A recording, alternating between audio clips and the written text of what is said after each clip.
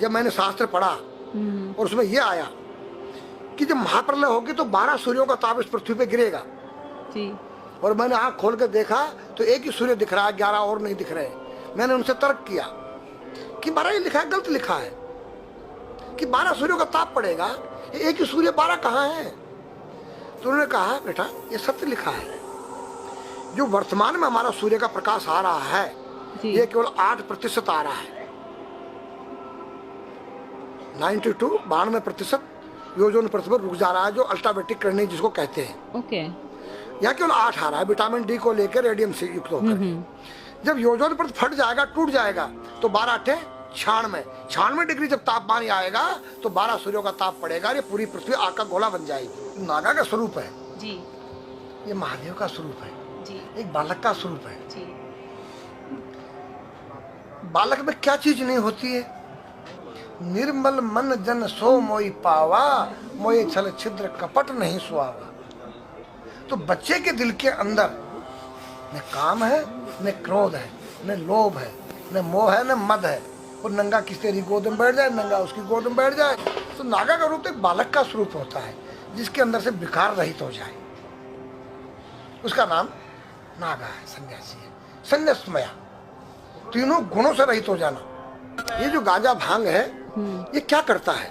तुम्हारी मनोशक्ति को जो है बुरे कामों से डरा देता है, या तो कोई यूज करके देखे। दारू जो है वो तुम्हारी मनोशक्ति को उत्तेजित करता है, पिछली बातों को याद दिलाता है। दूसरा तुम्हारी जो है भांग गांजा तुम्हारी काम वासनाओं को जो है दबा देता है। तो नारी के नंगे स्वरूप को 5 व्यक्ति देख सकते हैं। मेरे पास एक डिश है और जो चुटिया होती है एंटीना है, जो तुम्हारे जो यहाँ से कुछ तरंगें बाहर को जाती हैं, कुछ अंदर को आती है। 5 कर्मेंद्री, 5 ज्ञानेंद्री, 10 रथ के घोड़े हैं और बुद्धि रूपी उसमें लगाम है और ज्ञान रूपी चाबुकर बोलने वाला इसमें स्वयं सारथी कृष्ण है। तो आज हमारी संस्कृति बदली गई। ये आज हमारे लड़के लोग खड़े होकर पेशाब कर रहे हैं, ये हमारी संस्कृति नहीं है। न मुसलमानों की संस्कृति है, न हिंदू की खड़े होकर पेशाब करना। जैसे अगस्त मुनि ने 3 चलू में समुद्र पी दिया। मैंने पूछा महाराज वो मामा जी का कितना बड़ा पेट था? वो पृथ्वी पर रहता था, क्या पृथ्वी से बड़ा था उसका पेट जो सारे समुद्र पी गया? मैंने कहा नहीं बेटा, वो एक साइंटिस्ट थे, उस काल की वैज्ञानिक थे। उन्होंने ऐसा केमिकल डाल दिया कि पानी के 2 भागों में बढ़ गया, H2O हो गया और वो आकाश में उड़ गया। आज का जो नौजवान है ये साइंसवादी है, ये हमारी भौतिकवादी और जो हमारी धार्मिक आध्यात्मिकवाद को नहीं मानेगा। इसको तुम साइंस के द्वारा अध्यात्मवाद को मनवाएगा तो मानेगा। जैसे मैं सूर्य को जल देख करके मैं हर बीमारी का इलाज कर देता हूँ। बताओ कैसे? कैसे बाबा? सूर्य उदय हो रहा है, ये जैसे सूर्य मान लो इसको जी, और मैं यहाँ खड़ा हूँ तो हम दोनों एक ही डिग्री पर हैं जी, सीधा। इसकी जो किरण आ रही है वो सीधी आएगी। जी, मैंने स्नान किया, जी, मेरा बदन गीला है जी, और मैंने तांबे के लोटे में जल भरा तो तांबा कॉपर है, कॉपर में जब जल भर जाए तो कॉपर वाटर हो गया। राइट। और मैं अपने सिर के ऊपर से गिराया जी, और सूर्य का प्रकाश उसमें विटामिन डी रेडियम को लेकर टकराया जी, तो क्या बनेगा? रेनबो बनेगा, इंद्रधनुष बनेगा, 7 कलर बनेंगे जो हमारे शास्त्र कहते हैं सूर्य के 7 घोड़े हैं। अब उसमें जो हरा रंग है क्लोरोफिल का है, जो पत्तियों में पाई जाती है, विटामिन डी और रेडियम से लैस है। वो मेरे मस्तक पे, मेरी आंख पे, मेरे कंठ पे, मेरे हृदय पे, मेरे फेफड़े पे, मेरे लीवर पे, मेरे पित्त पे, मेरे आमाशय पे, मेरे गुर्दों पे जब वो गिरेगा क्या करेगा? ऐसे 6 रंग कलर और बचे हैं, बैंगनी है, ऑरेंज है, नीला है। तो ये क्या करेंगे? किस चीज के प्रतीक है? जब हरा रंग क्लोरोफिल का है और डॉक्टर कहता हरी पत्तियां खाओ, सब्जियां खाओ, उसमें आपको आयरन मिलेगा। तो अब वो जो विटामिन डी से जो हरा रंग पैदा हुआ है सूर्य की किरण से कॉपर वाटर में, वो क्या करेगा? कोई वैज्ञानिक बताए तो सही मुझे। एक अमेरिका का चेला है, एक रूस का है, वो मेरे भक्त बने हुए हैं। हरिद्वार में क्या वो कोई जल दे रहा होगा सूर्य को, वो भी अपने ऐसे से फेंक रहा है, मैं बैठा देख रहा हूँ ये क्या कर रहा है।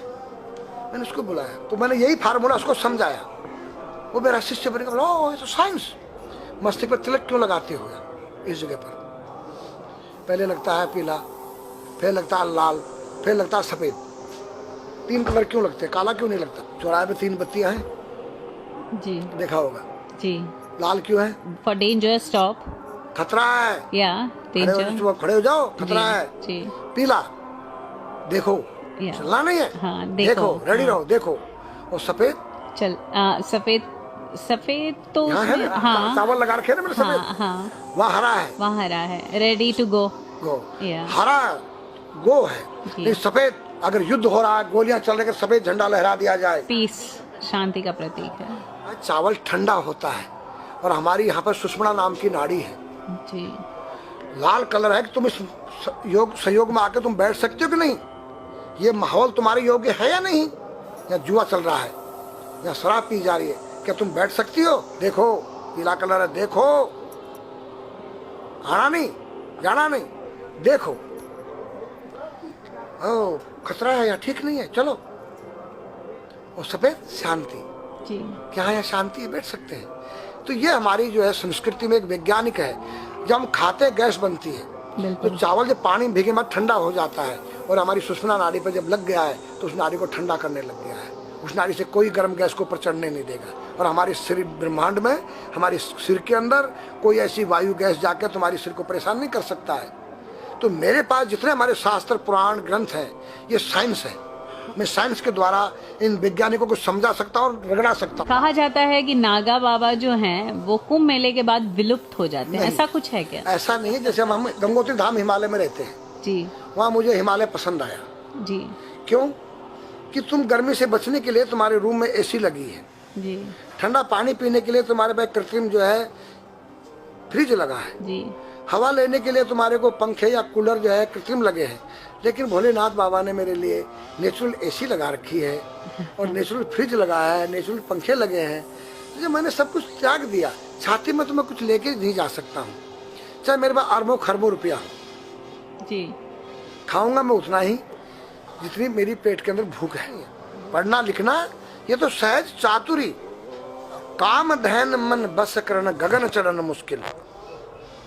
काम धैन मतलब अपने वीर्य को कंट्रोल करना, अपने मन को कंट्रोल करना, और अपने प्राण को ब्रह्मांड में यहाँ ले जाना। ये खोपड़ी क्या है? ब्रह्मांड है। उसको कहते हैं समाधि।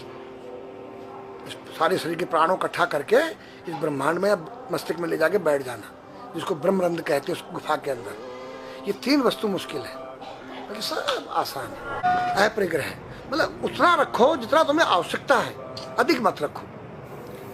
अब तुम अष्टांग योग जो है पतंजलि लगा रहे हो, और व्यापार बिजनेस चालू है, मेरी दूध को ले लो, टूथपेस्ट ले लो। अब मेरा आयुर्वेदिक अंडरवियर आ गया है। मैंने बोला वो कैसा है कि मैंने गंगा जल में जड़ी बूटे के रस में धागे भिगोए थे तब बनाया था। और मेरा दावा है कोई कितना योग कर ले, कोई स्वस्थ नहीं रह सकता है। क्यों? खान पीन तुम्हारा केमिकल, वायु में तुम्हारा केमिकल, पानी में तुम्हारा केमिकल। अब जो तुम आरओ का पानी नहीं पी रहे हो, उसके पानी के गुण ही नष्ट हो गए सब। उत्तर को सिर करके सोना क्यों मना किया है साइंस ने? हमारे शास्त्र मना करते हैं। हम उत्तर को सिर करके सोएंगे, दक्षिण को पैर करके। हम जब उठेंगे तो हमारी दृष्टि कहाँ? दक्षिण की तरफ जाती है। दक्षिण में यम का वास होता है। और जब दक्षिण को सिर करके सोएंगे तो हमारा मुंह उत्तर को जाएगा। उत्तर हिमालय है, भगवान शिव का कैलाश है। साइंस कहता है कि पृथ्वी के उत्तर ध्रुव दक्षिण ध्रुव है। पृथ्वी कैसी है पता है? तेरा सिर, सेम तेरा चेहरा 23.5 डिग्री के अंश पर है। ये थोड़ी सी चुटिया नाप लेना अपनी प्रकार लेकर के। तुम भी नाप लेना, तुम भी नाप लेना, मैं भी नाप लूँ चाहे। ये थोड़ी सी चुटिया 90 पर नहीं है, ऐसे तिरछी झुकी हुई है। ये चुटिया ये थोड़ी है, 66.5 डिग्री का कोण बनाती है।